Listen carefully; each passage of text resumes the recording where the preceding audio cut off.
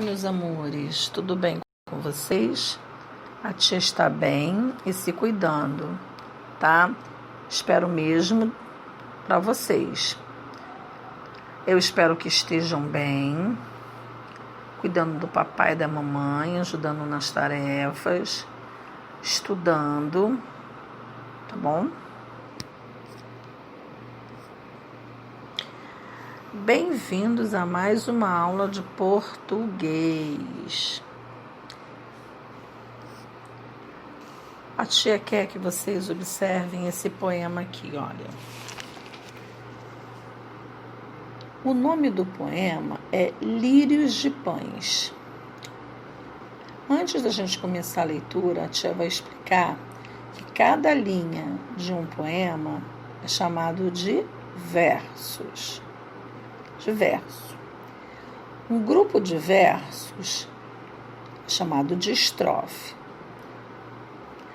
Nesse poema, eu tenho 2 estrofes. Vamos ler? Viver vale um delírio. Se tiver 2 pães, venda um, compre um lírio. A vida tem os pés no chão. Se tiveres 2 lírios, venda um deles, compre um pão. Quem escreveu? Sérgio Caparelli. O que a tia fez? A tia destacou, tá? 2 versos para serem analisados. Da onde, tia, que esse Sérgio Caparelli ele tirou inspiração para escrever esse poema? Esse poema ele foi baseado num provérbio chinês. Vocês querem saber o que é um provérbio? O provérbio, eles falam de conhecimento, perseverança e ensinamentos, tá? Agora vamos à explicação das estrofes. Na primeira estrofe do poema, o poeta diz que a vida vale um delírio. Então, se tiver 2 pães, vale a pena vender um para comprar um lírio. Já na segunda estrofe, ele diz que é preciso ter os pés no chão. Então, se tiver 2 lírios, venda um deles e compra um pão. As ideias, parecem contraditórias, mas não são. Pois nas 2 estrofes, o poeta sugere que se tem um lírio e um pão. Tá joia?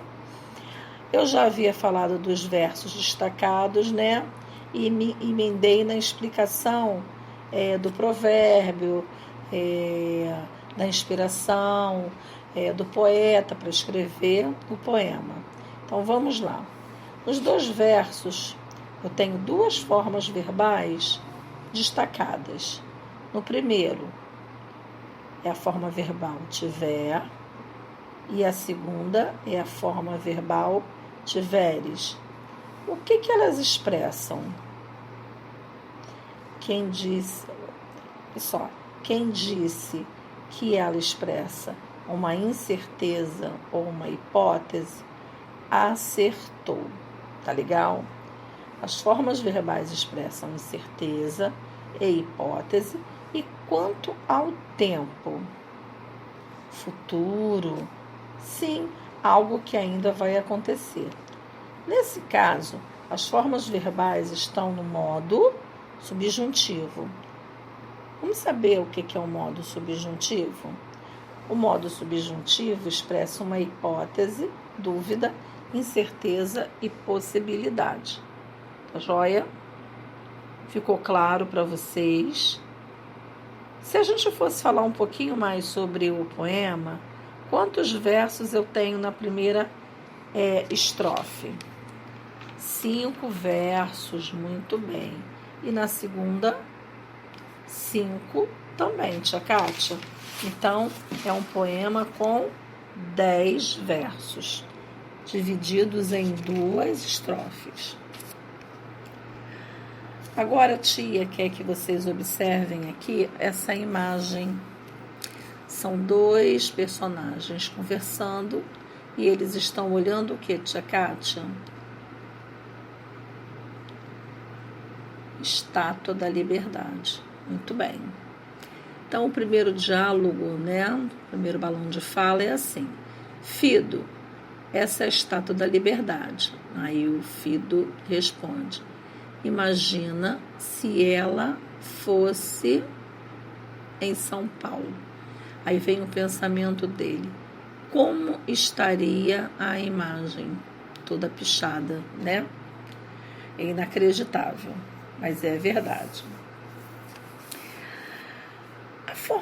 Tem uma forma verbal destacada no verso: imagina se ela fosse em São Paulo.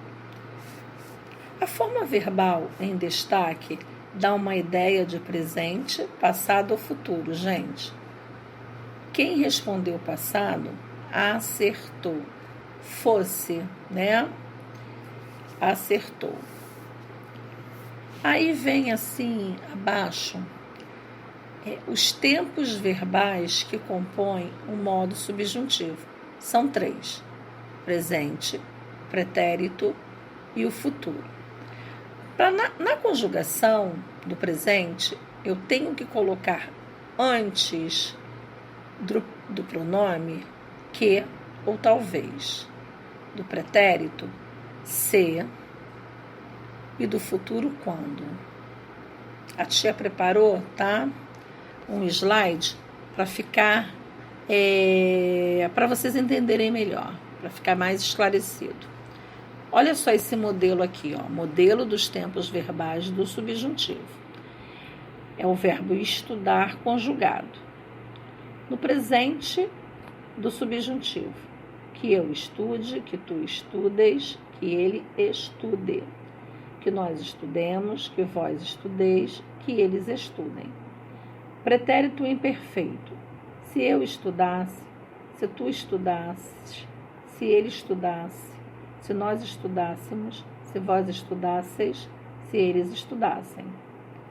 O futuro: quando eu estudar, quando tu estudares, quando ele estudar, quando nós estudarmos, quando vós estudardes, quando eles estudarem. Ok? Compreenderam? Então, para conjugar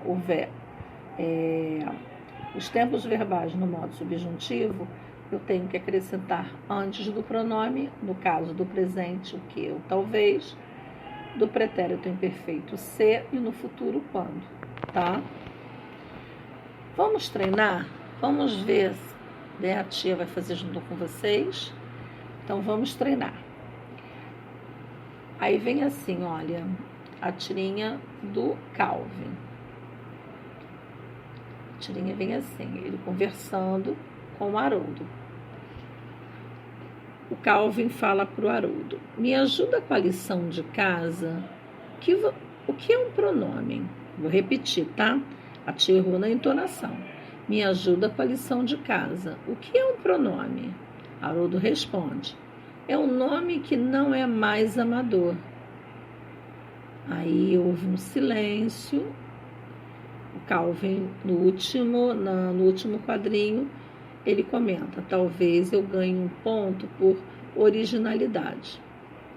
Na letra A, o que Calvin está fazendo? Se vocês me responderem assim: dever de casa, estudando, fazendo tarefa, né, de língua portuguesa.